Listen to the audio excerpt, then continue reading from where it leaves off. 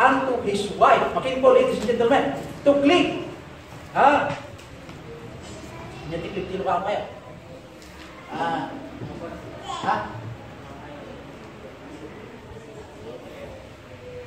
To cleave. Makidin na. Makidin na.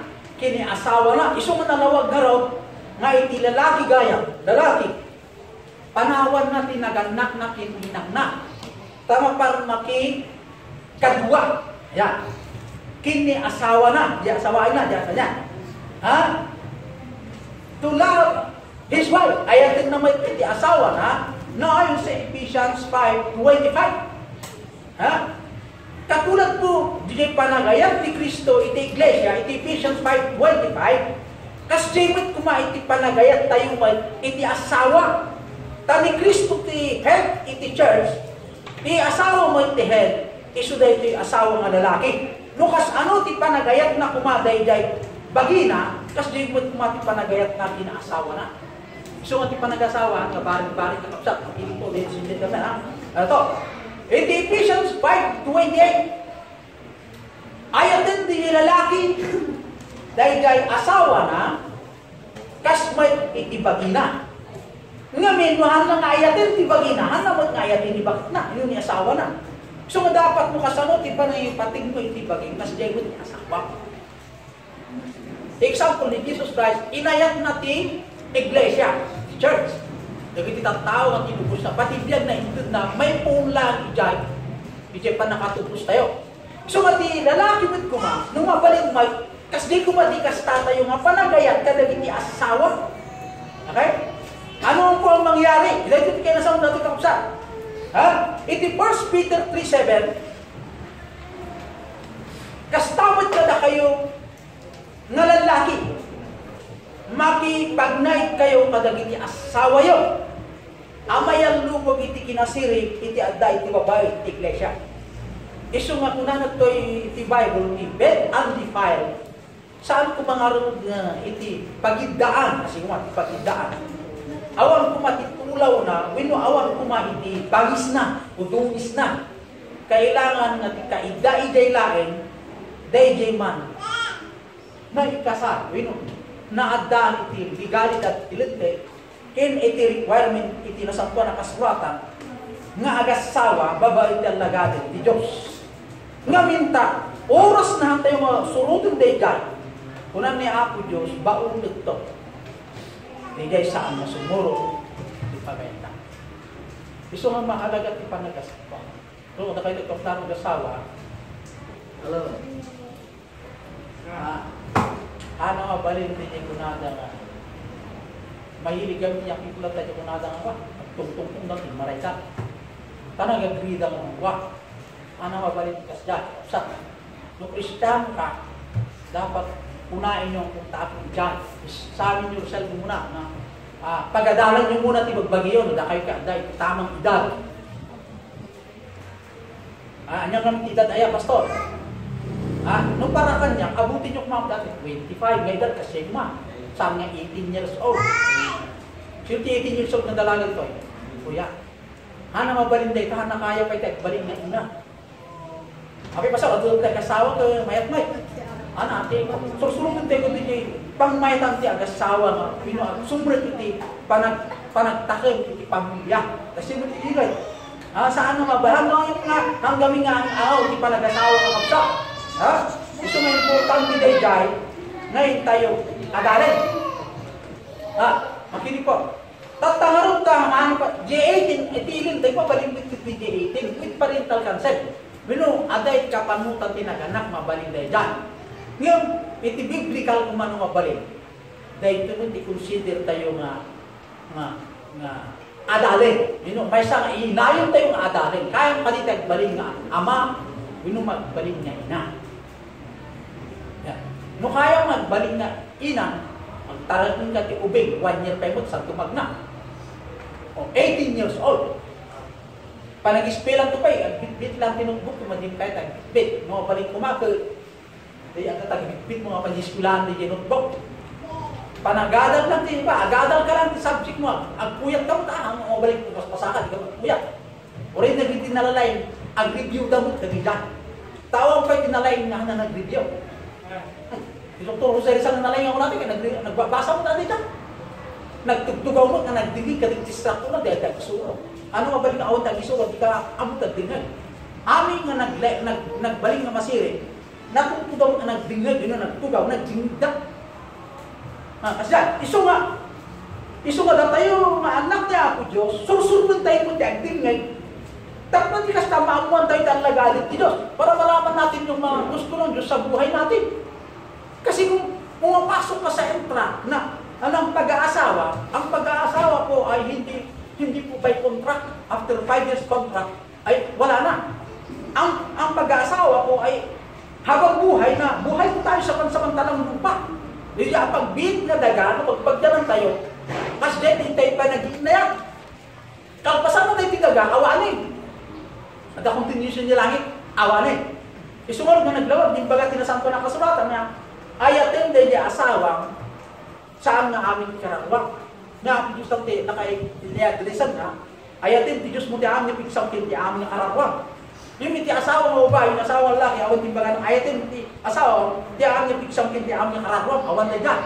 Natin kurang lang gamitin ka nag-iinay at itidaga. Maliwanag ha? So, na kayo mga 18 years old, matipay mabalik. Ngamin ang upay kaya, dahil pamilya. Huwag yung subukan. Mas magandang pakinggan kaysa yung subukan mo. Kapag ano dati nagipag-asawa 16 years old, dati 12 anak ng kiti professional, kukuyog dito yung inadakin ang mata, kasi dadalagin kakapsak. Kasi ano tinakita basta. Ngayon, hanggang mga reject i-consider yung ang kitain. Di kitain yung spiritual ways. Nukas ano ti Diyos, makipag nakada tayo, magdingin tayo, baga na. Mas na nagpragsak tayo, di kakapsak. Ito yung unang apuntos, Ephesians 4:31-32. Iti pa nag-asawa nga rin. Kanya, makinig po. The character to be put out of your family in home. Dagigay ugali, wala dito. Yung pong ugali nga dapat natin i-define. Iti unang ti pamilya kin pagtaingan. Ikatin tumaday jay nga ugali. Anya di jay nga ugali? Ayan. Ito. Ang tingin gano'n siya. Anya gawin ti ugali ti nga maikat hinuawan kuma iti pagtay. Ano ba yung mga ugali na dapat mawala sa tahanan o sa pamilya? Ano yung mga dapat wala? Letter A, DJ bitterness. DJ pait. Wino DJ agidul-dilun, agidul-dulin ti pagtoy. DJ napait na parya. Napait. Ang kamamay ang gidul-dulin ti pusong tinapait, nung makita niya yung lupa ni Apon. Ay, nung makikita ni Apon ka, magiging panakita niya daw kay, nakasdyan. Okay? Gamin niya Apon, hindi balas ang kasi daw. Mabalin na dyan. Iti pagtaingan, wino iti balay. Ikatin ko matay dyan. May kagawa, letter B. Awan ko mati gurang-gura, rat. Awan ko mati bitterness, awan ko mati rat. Wala pong, yung pong, hindi rat na wala, yung pong daga. Rat. Umisa ng pronunciation, English ka, dati natin kasi. Rat. Gura. Yung pong pungto, kasyan. Awan ko matay dyan, iti pagtaingan. Wala nawa sa ating tahanan o pamilya, yung pong galit. O sama ng loob. Letter C, anger. Wala sana yung umungay. Wala po ikaw ay magalitin na asawa o lalaki. Ganun din po yan. Awan ko patay dyan. Wala sana sa pagtaingan yun. Wala sana po sa pamilya. Itong mga bagay na ito. Ganun din po ang clamor. Ano yung mga clamor? Nariwawa. Ano ti asawa ng babae? Nariwawa daw. Sekarang nawan ti kwarta. Nariwawa. Naunit pa. Masagi na sa akin. Kasi awan ti kwarta. Tingnan yung kapsat. Magpasalamat ka buhay pa tayo, magpapda. Bakit? Nararapat ka bang mabuhay? Humihirap ng tayong buhay. Yun ang totoo. Kahit anong oras, pwede kunin ng Diyos. Kahit orayan ng oras, alahin na ang Diyos, pwede. Bakit? Pag-aari lang po natin.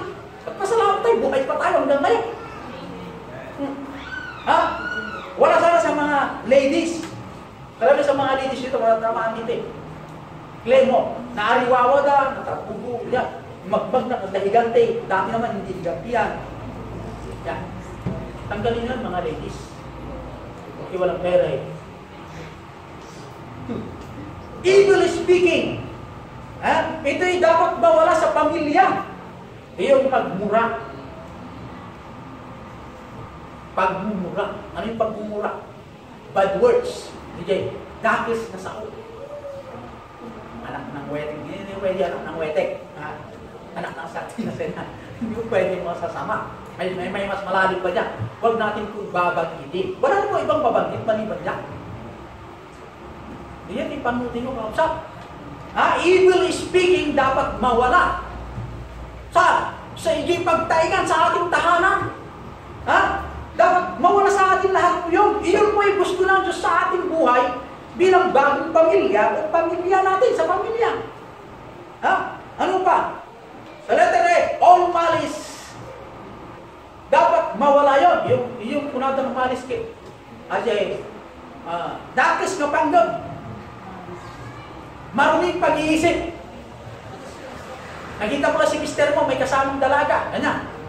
Lalo nagkaganyan sila. Binigyan mo agad ang interpretation nyo. Yung medyo, interpretation, hindi mo pwede yan. Magtanong ka muna. Bakit? Bakit, mister? May kasama kang babae doon at nagkamayan pa kayo, saya-saya niyong lumakad. Sino ba yun? Ayun ang anak ko nung unang asawa ko. Ayun ba may asawa ka? Oo, pero wala. Nasa abroad na yun, patay na pa. Namatay na ko sa abroad. At nakita ko yung anak ko at yung anak ko. Ganyan. O di yung pag-iisip kong masama, o nilakyo na. Kaya mas maganda, pagtanong. Isa yung mga babae kasi iba na eh. Ganyan ka pala ha? Wala na. Sige, pag uwi mo. Yan. Pag dumating si mister, asawa ko, nandito na ako. Lumayas ka! Nandito yung damit mo. Lumayas! Nagbigay ka agad ng conclusion dahil sa kanyang sarili interpretasyon. Hindi ko pwede, makin-conclude. Malaman niyo dapat yan. Huwag kang magbigay ka agad ng akala. Kasi ang Diyos, noong po nagkasala si Adan at saka si Eva, alam ng Diyos na sila po'y nagkasala. Pero nagtanong pa rin ang Diyos. Adan, where art thou? Human sound to na. Sa din ti ayan mo, Adan. O, Panginoon na yun. Nagtanong pa rin. Anong kahulugan ng pagtatanong para bigyan si Adan ng karapatan o malayang sumagot sa tanong ng Panginoon? Binigyan ng liberty of freedom to answer the cause of accusation. Where art thou? Sa atin pumasok ka sa bahay, nawala yung pagkain kong bangus. Ikaw talaga, pumapasok ka sa bahay, nawala na. Yan. So, yung pa, galit na galit ka. Yung pala, nung nagpaliwanag, nung pumasok ako sa bahay mo, tumakbo yung pusa, dala ko yung bangus. Sasabihin ko sana sa'yo, pero naunahan mo ako, tapos ka ngayon. Kaya mas magandang magtanong. Dahil kasi sa galit ng baba, kaya tatanggalin natin yung bitterness. Tanggalin natin yung mura, yung daga, ay yung gura. Yan. Hindi daga, yung gura, attitude po ito. Kaya God commanded us in Deuteronomy 6, 5 to 7, it should be a constant part of our home na dapat pagtaingan, meron po tayong dapat natin imula. Dapat meron tayong italim sa puso at ating kaisipan na huwag natin kaligtaan, antayin mo kung mga lipatan. Thou shalt love the Lord thy God. Ako na ang tigay. With all thine heart and with all thy soul. With all thy might, and thou shalt teach them diligently unto thy children. Tingnan niyo po. Dahil ito nga mando ni Apo Diyos, iti Deuteronomy, dapat iti paysa ko pagtaingan, hanggang mga umad-adayon, iti sursuro. Huwag nawa, lumayo yung katuruan na ang pagmamahal na higit sa lahat ay ang Diyos na nasa langit na yung may lumikha sa atin. Kasi ini-include na po thy soul. Kaya mahalaga po na ito po ay bit-bit natin habang tayo nabubuhay sa lupa. Kakarga-karga tayo kung dahil bangon tayo, kinpuso tayo, dahil ito yung atlas iti ayat. Taday tayo yung ayat, isumot kumati, isuro tayo kalagit yung anak tayo. Kasumarsarunong ka na tayo. Kasama yung may surong iti anak mo, kasumarsarunong mo ako. No si kamot pa simunod paglalasing. Pero, hindi mo pwede yan. Sasabihin ni Brother Cesar, ikaw anak, huwag kang susunod sa aking yapa. Hindi mo pwedeng may ganyan. Brother Rimolo, ikaw anak, huwag mo ako susunod ng lasinggero siya umiinom. Hindi mo pwede yun. Do not do what I do, but do what I say. Hindi mo pwede yun. Gawin mo muna sa buhay mo para makita ang example sa mga ating mga anak. Kaya ang pagpapamilya, mahirap gampanan hanggang hindi natin unahin ang ating spiritual life na tayo tumibay sa mga napalataya. At home, the things you need to have in the home. Ano yung dapat natin huwag tanggalin naman sa ating tahanan? O anya dagit ibang banag nga kailangan tayo nga day di balay. Christians should have a kind character. Dagiti Kristiyano, magdanda kumati ugali nga managayang ayan. Orean niya nga baging ibya. Agmay-may sadalang ta. Asumamo, iti ka lang ibya. Naglagsak kasi nga sa kaysa di jay agdaan kayo amin iti kailangan ti pagtain na no pagdating sa spiritual agsina kayo umayin ti bagyo alis tong marakrak dahil pagtain na no alis tong marakrak dahil binukil ka pamilya ni Ako Diyos nuda kayo kung saan mo managsul ti plano ti Diyos ti Biblia apay kwenta kunan ni Ako Diyos managayan, ayat kayo kuma, iti tunggal may sa, nang rula din spiritual ang panagayan, may kagwa, iti physical ang panagayan. No, dahil nga klase ti ayat, ti agda ka na tayo, marigatan ti bagyo, maitong ba di balay. Ngamin, dahil pagkararagan tayo, mamaragragsangat na iti ngobya, iso dahil Diyos aking puka ti bagyo. Ang may hawak ng bagyo ay ang Diyos na ating pinupuri, na dapat nating sundin, ang Diyos na yan, kasi siya ang may hawak, yung mga calamity. Sino saan ka lalapit sa pera? Ang pera ay walang magagawa dyan. Anya pa iti dapat na iti pagtaingan hantay kung may katandibiyad tayo. Tender-hearted. Anya yung tender-hearted? Panganuna, Christian should have a kind character. Di Kristiyano adamda ko mati panangayan, ayat nga ugali. Di Kristiyano adamda ko mati tender-hearted. Anya dyan, agikin na asik. Agikin na awatan. Di pamilya kami kayo. Noong isang kaya adagan ni Jai, pong-pong to, idi, last week, kasi tinalago, idi, isang kaya kasawa, takastoy ka, kanina ng karay, idi. Puti hapon, sika, kastoy ka, idi. Ay, kunan niya ako Diyos, awan na ni Jai, idi. Ang subligan ni idi, kayo no, adahan ang kaawatan. Kunan niya ako Diyos. No, kasano niya ako Diyos, pinakawan na, di ba asol tayo? Kasi kayo mamay, di kasta tayo mamakawan, di asawa ng kapali, kasta mo di asawa, hindi lalaki. Awan di niya, idi. Hindi ka man. Kastoy ka man. Hindi namin isang kastoy. Hindi isang pinasawa na kasta. Hindi ka lang malmaliwan. Wala niya ako siya, di lang pakawan niya ako Diyos kadapay. No, ang Diyos. Nagbigay sa atin ng kaawan. From the east to west, at dahil data, malayo yan. Ang sabi po ng Bible, itinanim ko na, binasura ko na, itinapon ko na ang iyong kasalanan sa pinakamalalim na dagat. And I remember it no more.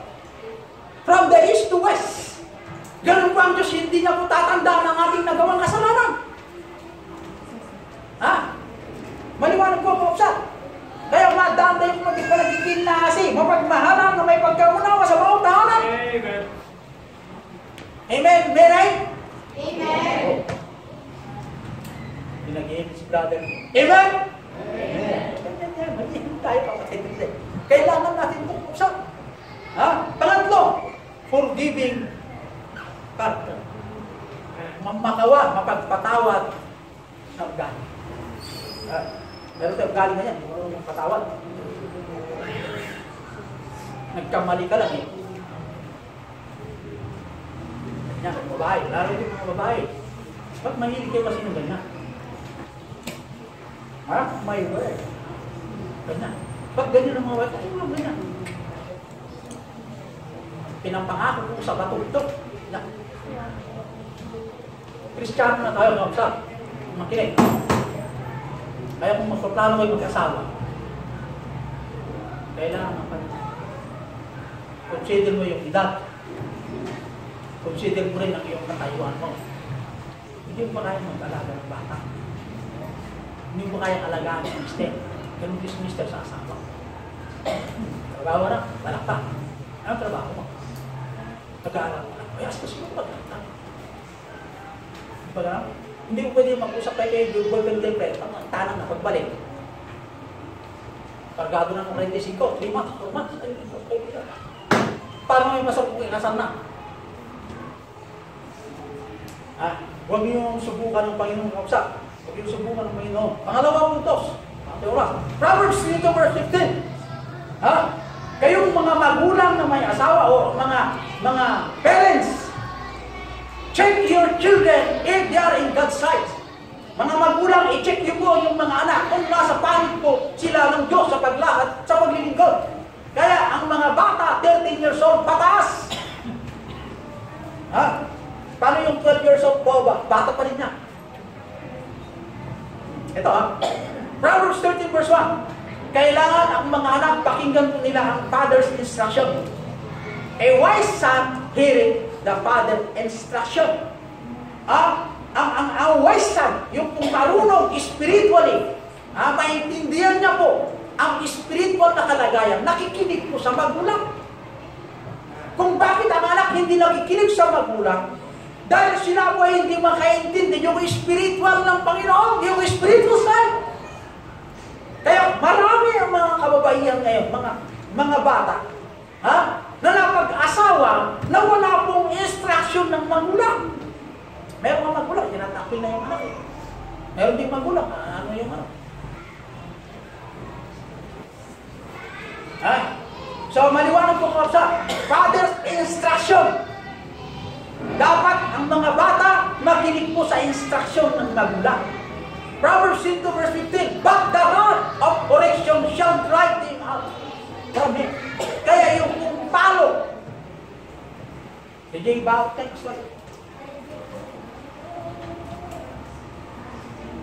Halika dito, halika. Ilang taon na?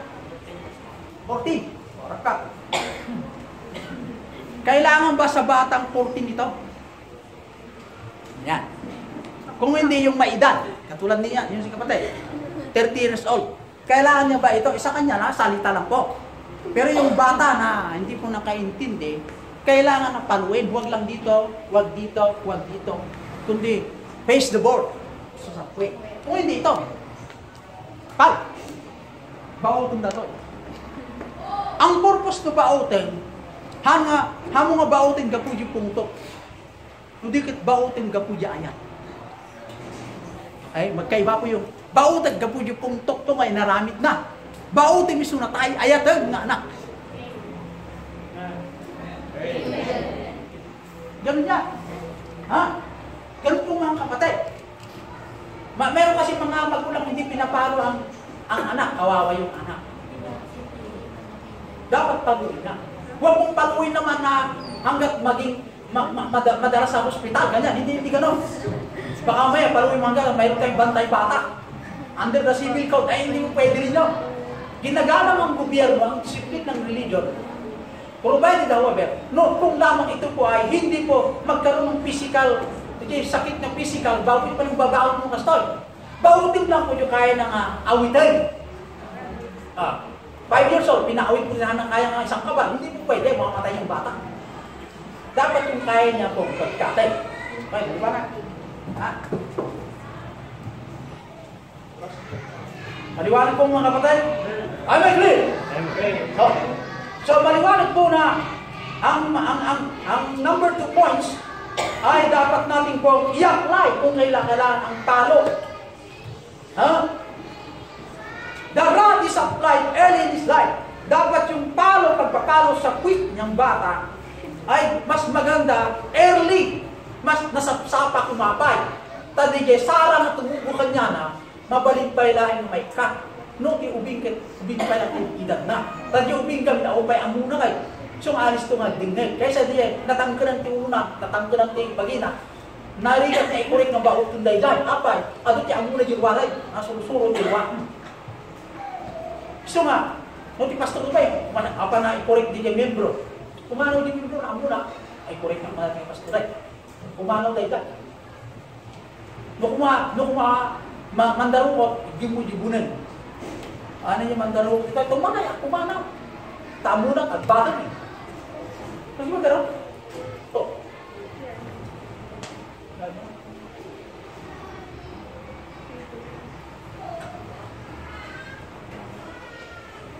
Kailangan sundin yung kapatid para sa merienda ng mga bata.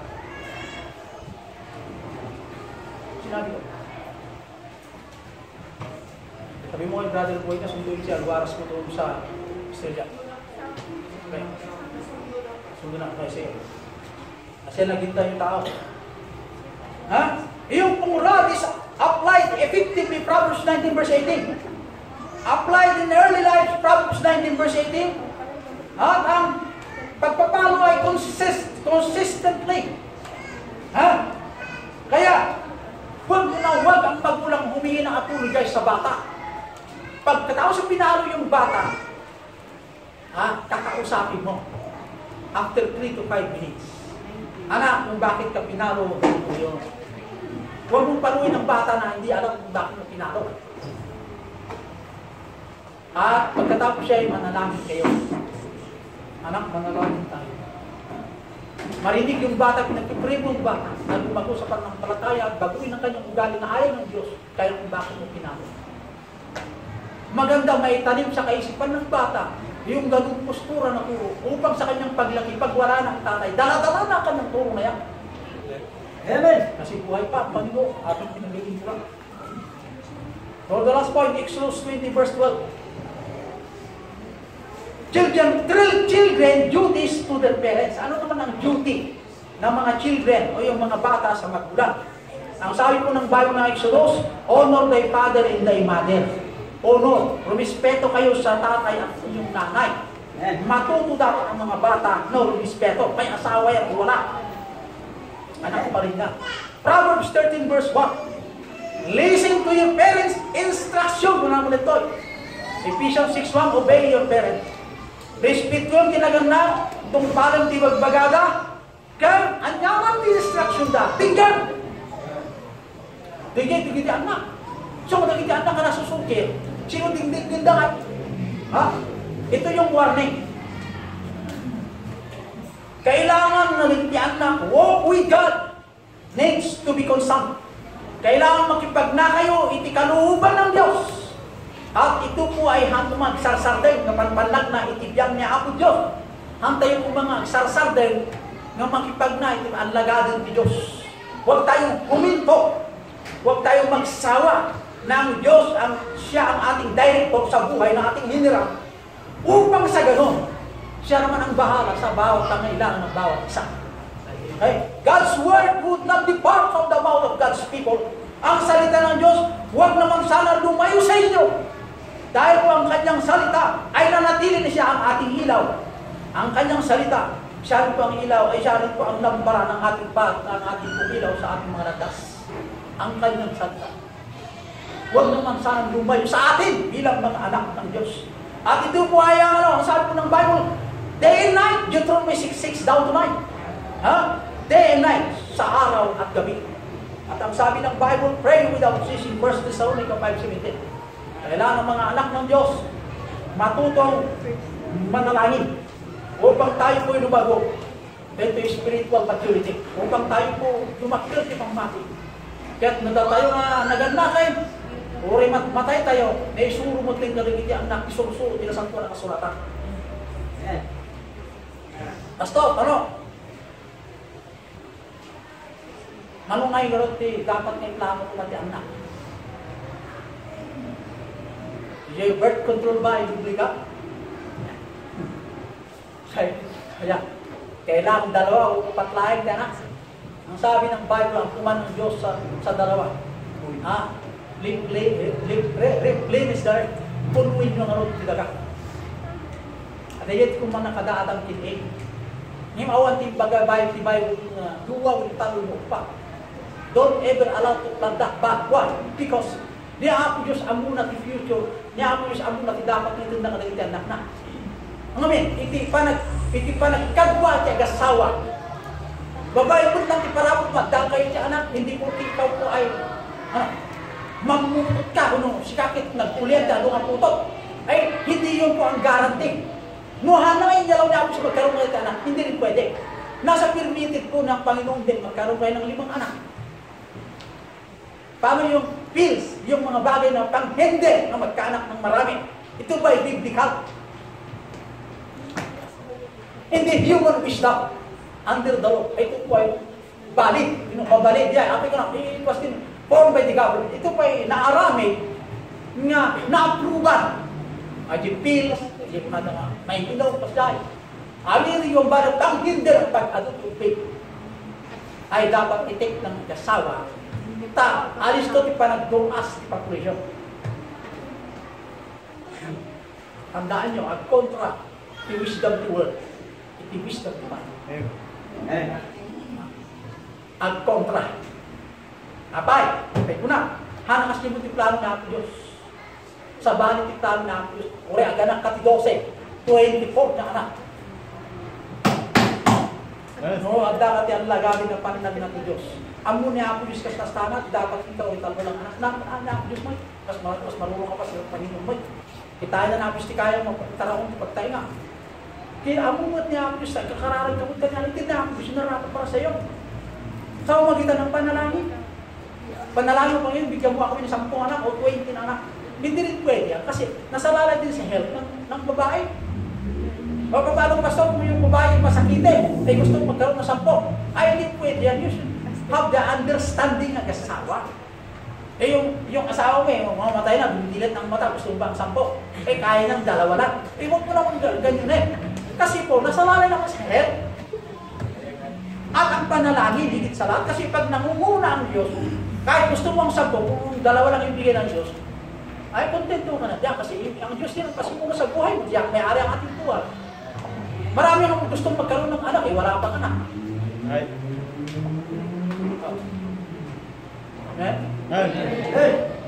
Kaysa yung patayin mo yung basa na tiyan, nasa tiyan. Sa ito naman itong mga expert na word expert tungkol sa interpretation of the Bible. Kung ang bata po ay nasa buhay, may buhay na sa tiyan yung bata, o mayroon mo yung nabubuo sa tiyan, eh may buhay na, at patayin mo yun, that is sin. Di yan ikunadamay. Kung ang the Bible, liquid pa lang, na mag-form, magsabay ko yung liquid o partis. Magsasabay yun at bubuo ang bata at tinira mong pinatay. Eh consider murder. Apay yun ang apay. Tingnan mo, makinig ha. Iba po ang interpretation ng secular. Iba rin po ang interpretation of the Bible. O saan kayo pa? Eh, pastor, nasaan sa word? Pwede ko pakita sa inyo. Ang plano ng Diyos sa mag-asawa, to bless the family. Kung lamang lumakad kayo na ayon sa gusto ng Diyos, magawa ang tungkulin natin, na ipurihin ng Diyos, ibibigay ng Diyos yung practice para sa atin. Ang problema kasi, pero munaan natin ang Panginoon, parang akala mo buhay ka pa bukas. Kung lumubin ng Diyos tayo, ay buhay bukas, dito lang. Ano, mas maganda yun? O, sabi may Diyos, gusto mag-asawa ko sa ganito, 2021, kung buhay, yun. Kasi hindi mo sigurado buhay ka, Ay, yung sabi ko ng Bible boss not thy son tomorrow, for thou knowest not. Huwag mong pagmalaki ang bukas dahil hindi mo alam ang bukas. Lahat tayo, kahit ano, hindi maganyan. Bakit? Binulod lang natin niya. Hirap lamang ating buhay. Wala itong karapang sa buhay ka buka. Amen, kayo? Amen. Tayo naman nalahin o God, Almighty Lord, Panginoon sa iyong mga salita. Nalahin ko po, Diyos, na nawa nila ang isay. Pag-aasawa, hindi po biro-biro. Ang pag-asawa ay lahat tayong partner, Panginoon. At ang pag-aasawa ako ni Gracious Version ay pagkaroon ng bawat partner ng bawat isa. Nalahin ko ang muling po itong mga young people na huwag pag-asawa maaga, hindi na ayon po sa iyong kalulugan. Meron din po ang mag-program mag-asawa ay pwedeng father, nawa ito ay pagkaroon sa kanila. Dahil sa magitan ng biyaya, ay marating po nila ang araw na yun. Meron din po sa bawat isa ang success ng buhay. Nahigit sa lahat maraming kaluluwa na maligtas sa magitan ng channel pag-gamit ng bawat isa. Sapay umakot ang mausap kami pa yung misteryo. Masakbay nga alali ibiyag ni nagbunga kang espiritualiwa. Tatibiyag ni tidagahan, niya mo ako biga. Kaya yung Diyos na inainom may sa mga tundal may sa astang ibiyag. Nagyamang kami lang na ito pang malaging mga kami o Diyos. Pinagang Cristo Jesus. Amen. God bless.